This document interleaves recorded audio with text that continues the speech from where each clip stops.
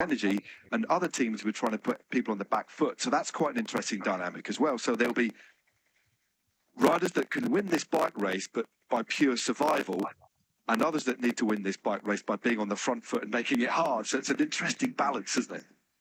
Yeah, there's some teams we really won't know what the tactic is until they do it. Yeah.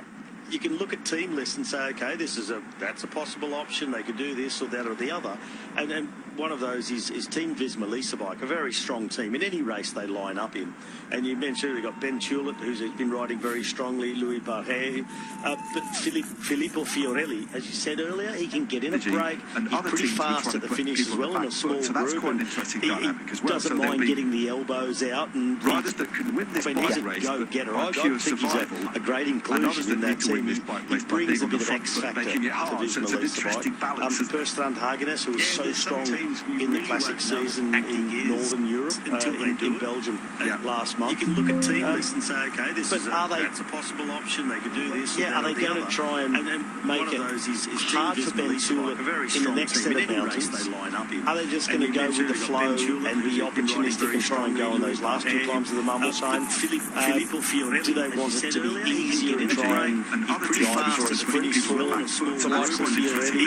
They've got so many options, but some of them are going to fall by the wayside. They're going to scrap a couple of climbers until they can make a decision on it. And that's the first thing that's fascinating about a race like this one. The way that you look at the team list, there's multiple options, and it can go any which way. And it's sort of shake it up. I think they just don't know which way it's going to turn out. They can make a decision on it. And that's the first thing that's fascinating about a race like this one. The way that the team list, there's multiple options. You can look at team lists as well. They go any which way. They've got a very, very strong team. But not a team that needs to take it up. They're a team that needs to preserve energy, stay in the final. If you can call them strong in the finish today, and this should be you can get over the farm and go and when it's one of those riders that every year the chances were they're going to ride it.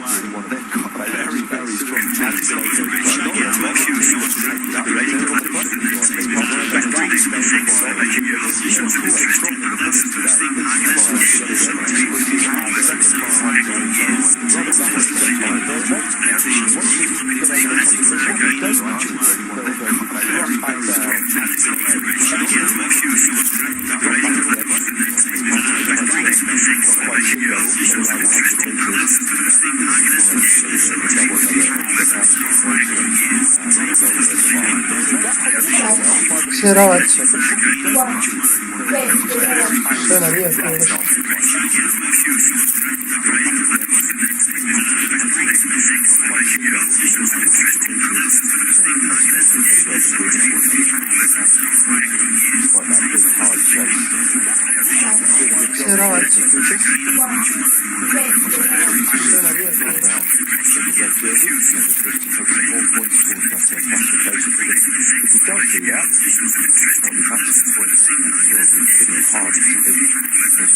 want to go back down. A clear objective for him.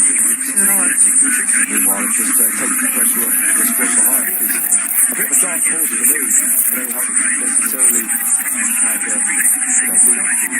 overly at the core is Lorenzo Rossi, a very interesting rider. Again, a man who's got over the line really well. Just had the rush at the finish. So they've got the arms just doing a great job. There's the points on the podium. There we go. Lucia's getting properly involved on this Labour Day journey, isn't it?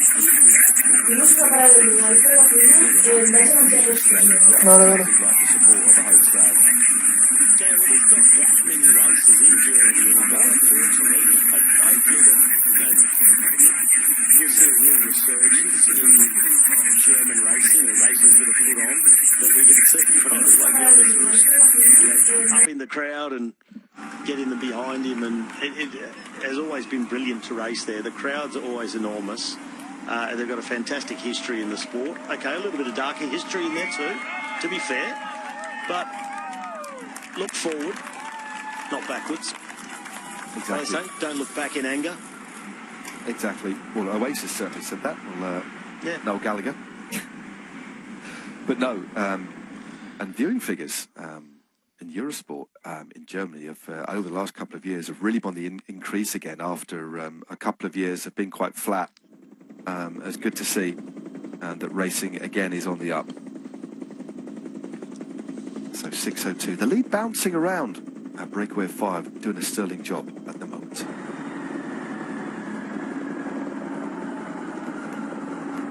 Five riders enjoying a lead of 6 minutes and 2 seconds in Eschborn, Frankfurt. 211 kilometres on the menu for the field today. Just under 3,500 metres of elevation too. So a lumpy day. It won't be too long before there's a mid-race break in terms of the elevation. Before we get to the highest point of the race. It comes with about 89 kilometres to go, should I say. Only two teams doing the chasing at the moment. The Uno X Mobility team. Their focus, no doubt, being on Magnus Kort Nielsen, and the experienced Dane, second place in this race last year, and assisting with the job on the front, Pinarello Q36.5 as well. Tom Pidcock, the out-and-out leader for that squad. Javier Miquel Asparin doing a lot of the work on the front, and we're certainly used to seeing the Spaniard doing this sort of job, carrying that heavy workload, able to do long pulls on the front. And again, this flag-to-line coverage gives us a real insight into some of the unsung heroes of pro cycling. We might not see Asparin near the point end of the bike race most often, especially when he's working for Pidcock, but it gives you a real deep sense of the workload that some of these domestics have to put in sort of job to mitigate the lead, carrying to also lay the foundations for making this race hard and again as well. This flag-to-line coverage gives us a real insight into some of the unsung heroes of pro cycling. We might not see Asparin near the point end of the bike race most often, especially when he's working for Pidcock, but it gives you a real deep sense of the workload that some of these domestics have to put in sort of